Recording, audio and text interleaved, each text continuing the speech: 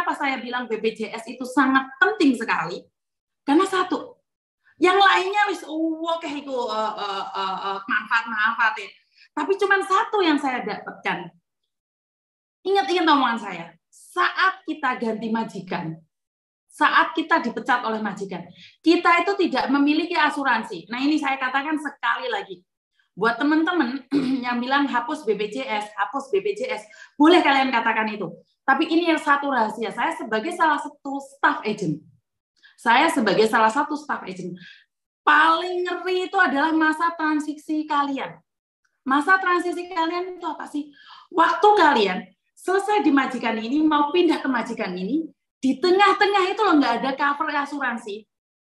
Nah, itu gunanya BPJS, mengcover tengah-tengah antara masa lalu dan masa depan. Sementara di tengah ini belum ada siapa-siapa. Jadi BPJS lah yang mengcover kalian. Kalau ada kecelakaan, kalau ada apa-apa, itu BPJS yang menjadi tengah kalian.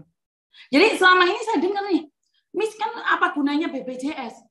Kan di Hongkong sudah ada asuransi. Mbak bayangin, nggak sampai 300 Hongkong dolar. Benar nggak sih? 300 berapa sih kalau Indonesia? Nggak sampai 300 Hongkong dolar, itu 24 bulan. Di masa transisi itulah yang sangat bahaya, Mbak. Jadi buat teman-teman, ubah mindset kalian. Jika kalian membenci sesuatu dan kalian tahu kebenarannya, hentikan kebencian itu. Hentikan kebencian itu. Oh, saya benci banget sama BPJS karena saya memang tidak tahu manfaatnya. Saya dulu sebagai mantan staff agent, apa sih yang dimau dari BPJS? Kita itu udah punya asuransi. Di Indonesia itu sudah punya BPJS. Benar nggak sih? Jadi sekali lagi buat teman-teman nih, buat teman-teman yang menentang BPJS silahkan ditentang. Tapi saya katakan sekali lagi, saat masa-masa transisi, itulah kalian nggak di-cover oleh asuransi manapun. Jadi nih BPJS akan punya kantor di Hong Kong. BPJS akan punya kantor di Hong Kong. Dan kalian harus pertanyakan itu. Datengin kantornya BPJS. BPJS punya planning seperti ini, seperti itu. Kenapa saya dukung BPJS? Karena saat kalian pergantian majikan, kalian tidak di-cover oleh asuransi manapun. Bisa difahami ya. Kalian tidak terdaftar oleh asuransi manapun. Kalian bilang majikan sudah punya asuransi. Bagaimana saat kamu di-interminate? Jika kamu selesai di-interminate, asuransimu selesai loh, Mbak. Asuransimu mati hari itu juga. Jika terjadi kecelakaan, maka BPJS lah yang bertanggung jawab. Ini kurang lebih 170 loh, 2 tahun. 2 tahun 170 BPJS ini, Mbak. Ya mungkin karena masih pembayarannya masih sulit, masih tidak bagus. Ada salah satu agent, ada salah 3 agent, salah 4, salah 5 agent berbicara dengan saya.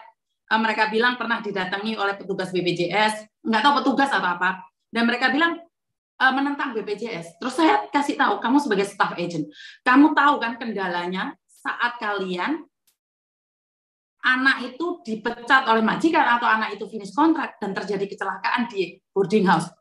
Nanya aku sama kalian, staff agent, siapa yang punya asuransi? Nggak ada. Nggak ada asuransinya. Dan disinilah BPJS hadir. Jadi asuransi kecelakaan kerja. Walaupun nggak kerja, sudah masih tetap di-cover. Benar nggak? Jadi saya sekarang lagi menanyakan sama BPJS, mungkin ada relawan-relawan yang akan bergabung, dan saat hari Minggu itu kantornya di mana, kita akan publikasikan. Jadi selama ini ada yang menentang BPJS, silahkan dengan cara kalian sendiri menentang. Tapi kalau kalian tidak tahu manfaatnya secara full, ya mungkin kalian akan ngeluh sama saya. Saya nggak perlu manfaatnya yang full. Kenapa? Karena saya nggak paham. Koken ngeluh dasku. Satu manfaatnya yang perlu kalian pakai saat kalian dipecat majikan. Kalian tidak punya asuransi. Camkan itu kata-kata saya. Jadi kalau kalian nih yang bilang, apa gunanya BPJS? Apa gunanya BPJS? Kan ada BPJS majikan. Emangnya kalau kamu dipecat tiba-tiba, kamu liburan punya asuransi? Benar nggak sih? Nah, ada linknya lor. Nah, itu Nancy yang ngomong ya. Aku aturan Lur, belum daftar. Jadi menyalahkan pemerintah nggak bantu. Apa-apa menyalahkan. Ya, Benny, bukan mereka, saya juga. Saya juga menyalahkan pemerintah karena mereka tidak memberikan informasi yang detail. Atau bisa dibilang kitanya yang kupingnya rotok budek. Padahal di luar sana kan sudah banyak informasi-informasi juga. Jadi mungkin kitanya yang kurang belajar daftar lewat link BPJS Ketenagakerjaan, migran, daftar online. Wah, ini pada pinter kabeh.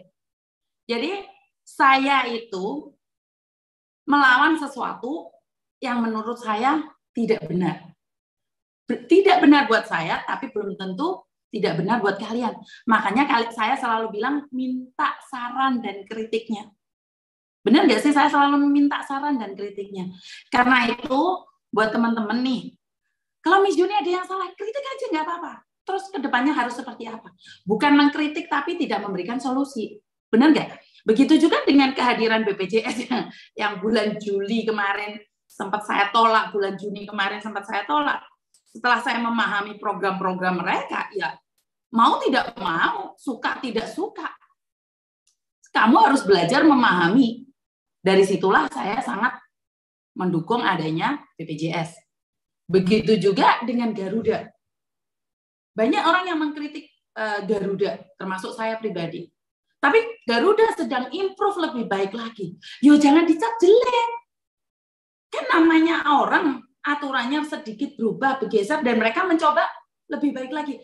Kecuali mereka nih, sudah dikritik tidak melakukan. Ada beberapa instansi yang dikritik tidak melakukan perubahan, ya